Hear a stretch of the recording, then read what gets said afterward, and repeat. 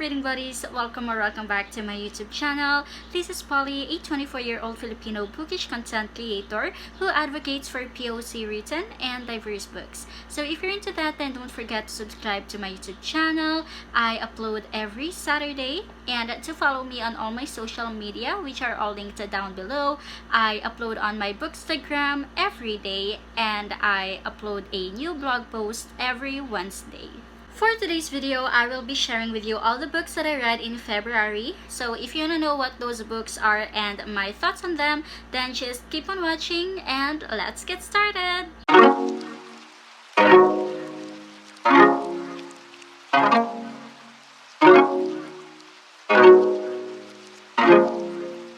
But before I show you the books that I read in February, I figured that I want to share with you first the data and statistics, aka the boring part. So in February, I read a total of 16 books. 14 of those were written by authors of color, with 8 books being physical books, 5 being ebooks, and 3 being audiobooks. And full disclaimer, the only reason why I was able to read that much in February was because I binge read a manga, or at least the last 4 books in a manga. But overall, I still think that February was a good reading month for me, specifically because I only gave these books 4 and 5-star ratings. So for this video, I will be dividing it into 2 parts.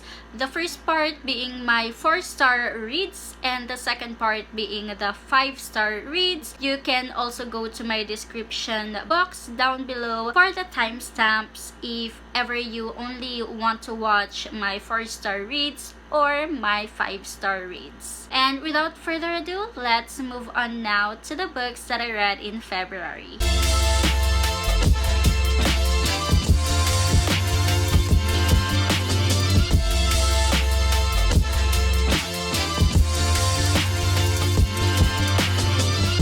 The first book that I read in February was another Agay Llanera title, and I'm so excited because last month, or in January, the first book that I read was also by Agay Llanera, and for this month, the book that I'm talking about is Choco Chip Hips, again by Agay Llanera, and I really enjoyed this book.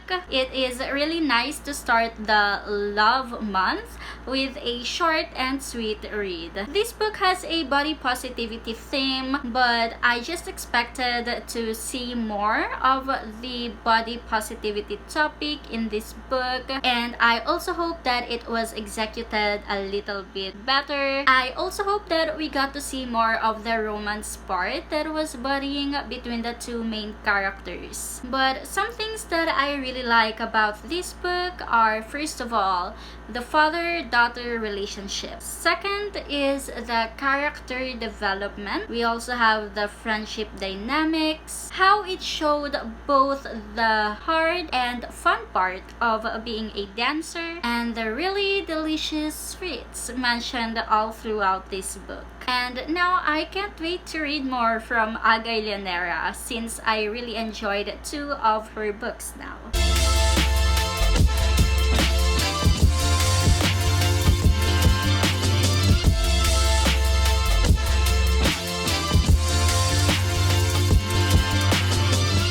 The second book that I read in February was Everything by Nicola, Yoon, and oh my gosh, I did not expect to devour this book in 24 hours. It's a really fast-paced and a quick read. The love story is so cute. It reminded me so much of high school romance. Not that I had any.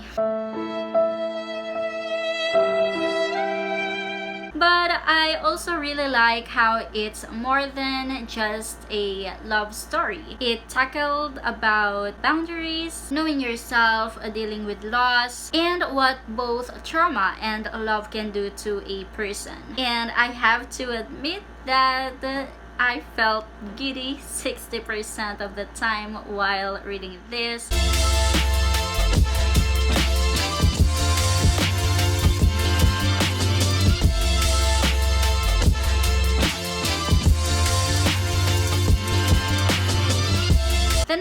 I read in February was actually an e-arc provided by Penguin Random House International, but this does not affect my opinion at all, and that book is Chlorine Sky by Mahogany L. Browne. What I like most about this novel in verse is how raw it felt when I read it. I felt connected to the main character in a way that I feel like I can see things through her eyes. The main character experienced a lot of bullying, racism, and colorism, and yet she still remained kind. She said that some people might see her kindness as weakness, but that's not really true because every day she keeps on fighting. And I adore the main character Sky so much because even though she has this strong personality, she also has a really kind heart.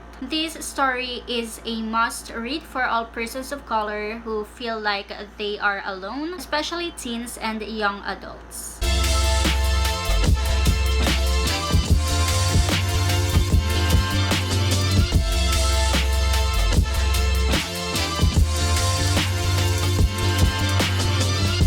And now let's move on to the 4 volumes of manga that I read in February, and those are volumes 4 to 7 of A Silent Voice by Yoshitoki Oima. And just to wrap up my thoughts on this series, I have to say that you gotta be patient with it, or with the first 3 volumes at least, because I almost DNF this series after reading the 3rd volume because nothing much has happened during the first 3 volumes, but I'm so glad that I still pushed through the 4th book, because in the 4th book, or in the 4th volume, was when things really started happening and the characters already started to develop, and that's just generally when the story got better. I was really glad to see the characters' development in this full series. And I also liked how we got to see the perspective of the other characters, or the side characters in this manga series, and not just the perspective of the 2 main characters. And I also like how this is a realistic coming of age manga series. Although before you read this, I recommend that you check out the trigger warnings first.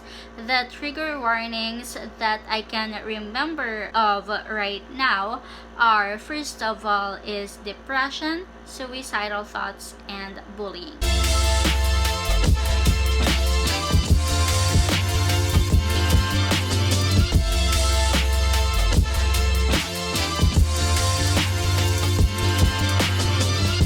The next book that I read in February was an audiobook provided by the publisher through Libro.fm, and that book is The Paris Library by Janet Skeslien Charles. Having listened to the audiobook, I was pretty impressed by how atmospheric I felt, and I believe that I wouldn't have enjoyed this book as much if I read it either as an ebook or as a physical copy. This book had its way of really making me feel how the world felt during the World War II. I felt the anxiety, the sudden quietness, the loneliness, and the grief, and overall just the total change in the atmosphere once the Second World War had hit Paris. It was just a bit hard to get into this book because the first half was really slow and nothing much has happened, although it was really character centric, or it was centered in the characters during the first half of the book, and then it started to focus on the plot on the second half. And I gotta say that you just got to be patient with this book because the last 20% at least is so worth it, and I didn't really expect how the book turned out. And trigger warnings that I can remember of right now, first one is war, second one is physical abuse.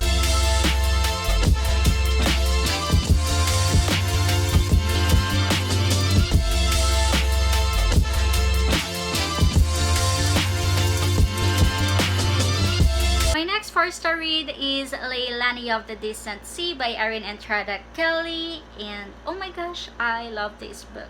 And by the way, I read this book because I was supposed to do a video reading other booktubers' favorite books of 2020.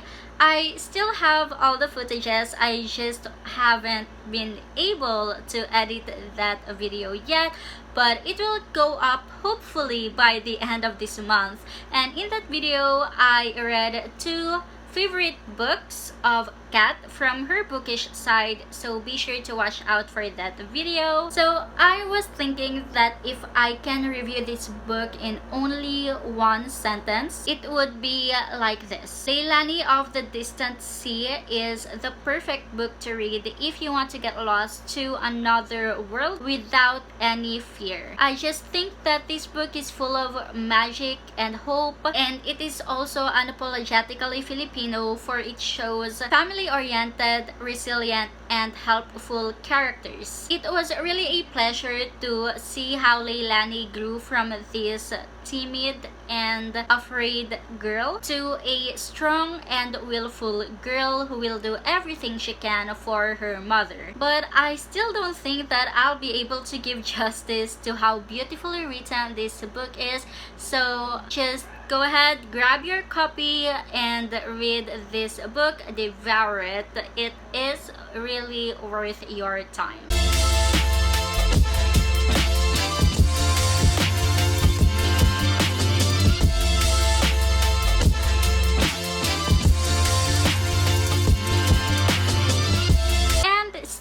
From Kat's favorite books of 2020, I read Jellicoe Road by Melina Marchetta, and to be honest, I don't know how I'm going to talk about this book because it's that kind of a book that you just have to read to know what it exactly is or what it's really about. And also, to be honest, this book put me in a reading slump, but not really in a bad way. I was just in a slump after reading this because I needed a lot of time to process everything that happened in this book. I can't even decide until now if this is a quick and easy read or a heavy and hard to get through read. I feel like it's both. First of all, it seems quick and easy to read because it's just so easy to get hooked to the story, to keep on reading, but also it is hard to get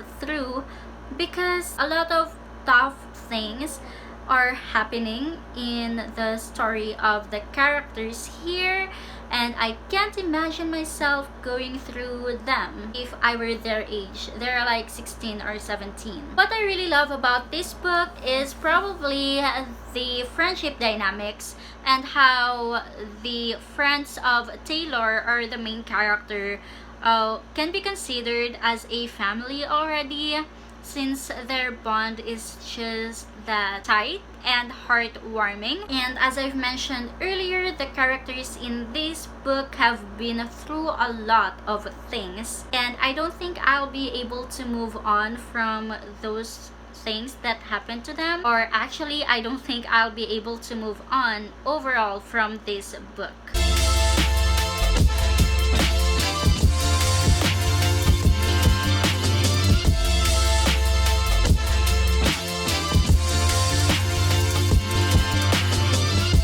Now we only have 2 books left that I rated 4 stars, and I would like to talk about A Princess in Theory by Alyssa Cole first. I'm so surprised with this book, mainly because I think it's my first regal love story, and also because I think it's not an ordinary regal love story or regal romance book, specifically because it tackled important issues like how being a strong, independent woman of color in this time and age is still somehow taboo for other people. And it clearly shows how a lot of women of color need to work so much harder than other women to get to the place they want to be, that they clearly deserve to be in, because the world is just full of inequalities. I like how this book managed to be both so pleasant and juicy. And if you're going to listen to this audiobook, my only advice is to listen to it in a private place.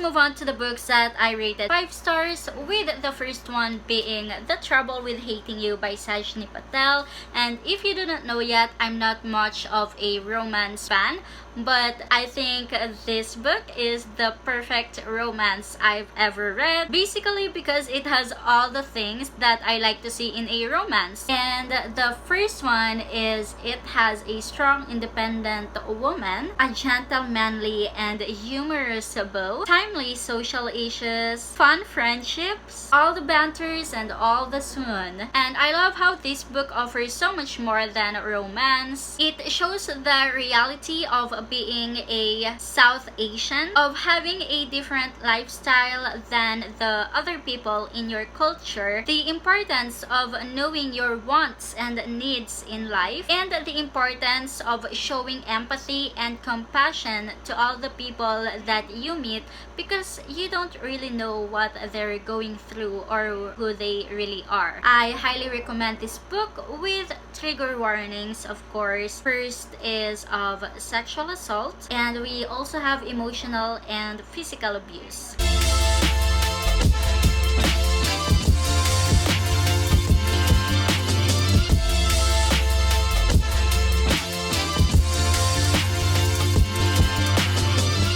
My next 5-star read in February was Chasing Sunsets, Love and Wonders Anthology by Kaye Allen. And this book is just the love of my life, basically because it has the love story of the sun and the moon. And I think it's the first book that I've read which contained their love story, and it also has a lot of other magical love story which I adore. I think it is an extraordinary reflection of how love feels like in different aspects. This book is painful but magical and hopeful at times, and I highly recommend this book if you're looking for the in-between magical and realistic book to read. And of course, if you've been wanting to read about the sun and the moon's love story.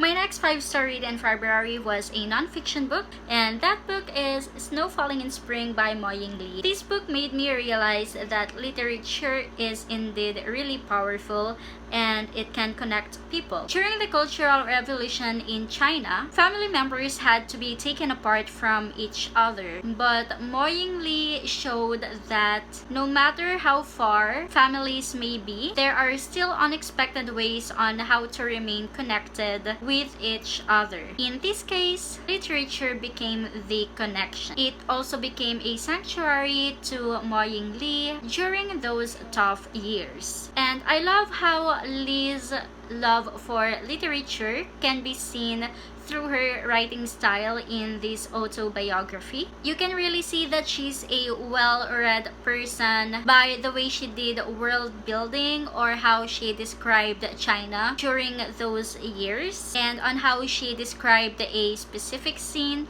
and how she went from scene A to scene B. I'd have to say that my favorite part in this book was when she met her mentor, because it was just an ultimate serendipity. And by the way, there are trigger warnings in this book as well, and two that I can think of or that I can remember right now are suicide and physical abuse.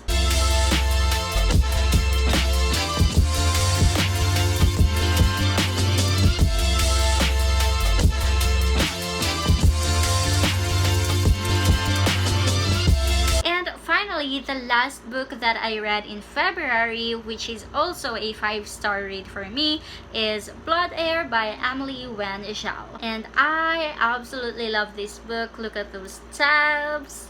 This is a new addition to my favorite fantasy books, and I really think that this book has all the things that I want to see in a fantasy book. It has an atmospheric world building, morally gray and really smart characters, addictive and really easy to get into writing style, an intriguing plot with unexpected twists and turns, and overall an enjoyable reading experience. And as you can see, it is kind of thick and I didn't notice that I was just flying through this book, since it has a really good writing style. And I like how this book is not like other books which have morally gray characters where you'll just end up hating those characters, because the two main characters in this book have both developed into individuals that they never expected to grow into. I also really adore their banters, and I don't think I've seen a lot of banters in other fantasy novels, but I also like how it's not heavy on the romance. And actually, the sequel to this fantastic fantasy has just recently come out, and I already started reading it, and I'm only 2 chapters in, but I am so glad to be back immediately to this world, and I can't wait to just continue with the journey of the 2 main characters here. And don't forget to watch out for my review on the sequel, Red Tigress, on my March reading wrap up. And there you go. Those are all the books that I read in February. Now it's time for a chit chat. Let me know in the comments down below your favorite books that you read in February, as well as if you have any different opinions than mine from the books that I've mentioned in this video, or if you have the same opinions on these books. And I really hope that you enjoyed watching this video. If you haven't watched my January reading wrap up yet, I will leave a card here as well as the link in the description down below. And that is all for today. I will see you next Saturday, where I will talk about the books written by women that I am really excited to read this month.